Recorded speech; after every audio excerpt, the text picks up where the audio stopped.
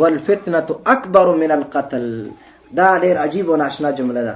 الله فرمایي والفتنه، دا فکری جګړه چې کوم د کفارو د مسلمانانو په خلاف روان کړی دی، هغه جګړه چې په هغې کې میډیا استعمالیږي، تلویزیون استعمالیږي، ډرامه استعمالیږي، فلم استعمالیږي، کرکټ استعمالیږي، په هغې کې مجلې او اخبارونه استعمالیږي، په هغې کې مدني فعالان او سیاسي شنون کې استعمالیږي.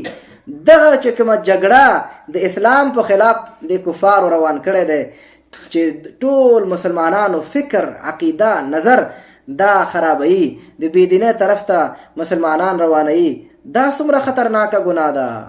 والفتنه اشد من القتل، دا فکری جګړه الله فرمایي ډیره خطرناکه ده د عسکري جګړې نه. ځکه فکری جګړه کې د انسان د ایمان خطر دی، د ایمان د ضایع کېدو خطر دی، او عسکري جګړه کې د انسان د ځان د ختمېدو خطر دی، هغه هم شهید کېږي. د فکری جګړې قرباني هغې نه مرتد جوړیږي، بېدینه جوړیږي، او د عسکري جګړې د قربانۍ نه انسان څه شی جوړیږي؟ شهید جوړیږي.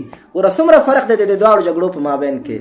او فکری جګړې چې کوم اسباب او وسایل دي کفارو استعمال کړي دي، نو دا چې کوم اوس زمانه کې په مسلمانانو باندې کوم د کفارو دا فکری جګړه دا روانه ده، او څومره مسلمانان دوی بېلارې کړي دي، بېدینه کړي دي، او دوی روان دي اوس کوي په لکونو ډالره، په میلیونونو ډالره هغوی په دې لګوي چې څنګه مسلمان د الله د دین نه واړی، څنګه مسلمان د قرآن نه واړی، څنګه مسلمان د اسلام نه واړی. خاص کر ځوان نسل چې دوی په فیسبوک، په ټیک ټاک، په انسټاګرام، په ټیلیګرام، په یوټیوب، په دې شیانو په ټیک ټاک باندې دوی اخته کړي دي. الله اکبر. مسلمانان د مسلمان د ځوانانو نسل په اجتماعي طریقې سره په بېدینۍ پسې روان شوي دي، په اجتماعي طریقې سره. قرآن کریم نه دوی خلک اړوي.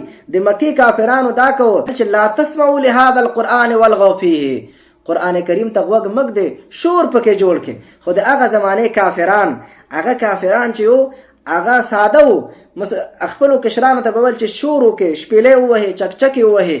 خو اوس زمانې کافر چې دی ډېر هوښیار دی، د اوس زمانې طاغوت چې دی ډېر هوښیار دی، هغه خلکو ته داسې نه وایي، هغه خلکو ته داسې شیان په لاس ورکړي دي چې په خپله قرآن پرېږدي، په خپله د قرآن کریم مجلس پرېږدي، په خپله د دین مجلس پرېږدي، په خپله جومات او مدرسه او محراب او منبر پرېږدي، د کفر او د شرک او د بېدینۍ په لاره روان شي، د فحاشي او د عیاشي په لاره روان شي، د هندیا د فلمونو د اداکارانو د هغوی په لار روان شي، د کرکټیانو په لار روان شي، نورو بېدینو خلکو په لار روان شي، د ډرامچیانو په لار روان شي، او الله او د الله دین پرېږدي، قرآن پرېږدي.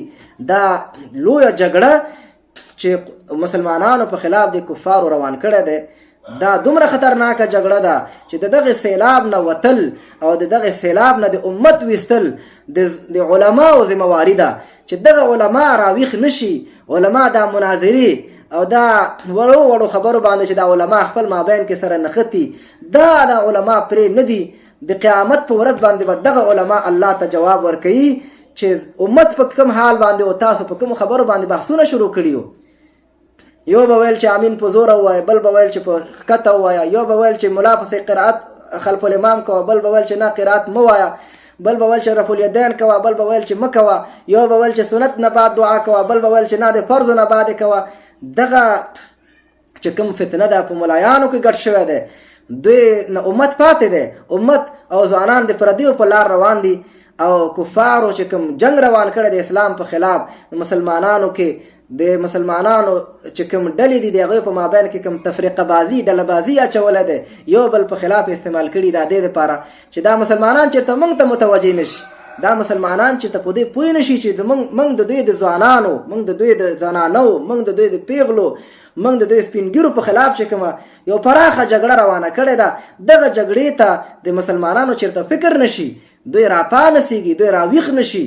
پرېږده چې موږ په مسلمانانو بادشاهي کوو او دوی زموږ همداسې غلامان وي او د دوی ځوانان موږ په خپله لاره روان کړو.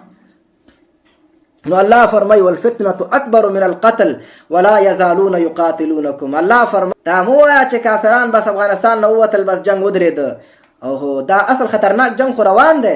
هغه جنگ چې هغه د فکر جنگ دی، هغه خو اوس لا په زور و شور کې شروع شوی دی. هغه جنگ خو لا اوس روان دی، هغه د توپ او ټانک جنگ خو ختم شو، اوس خطرناکه جګړه روان ده.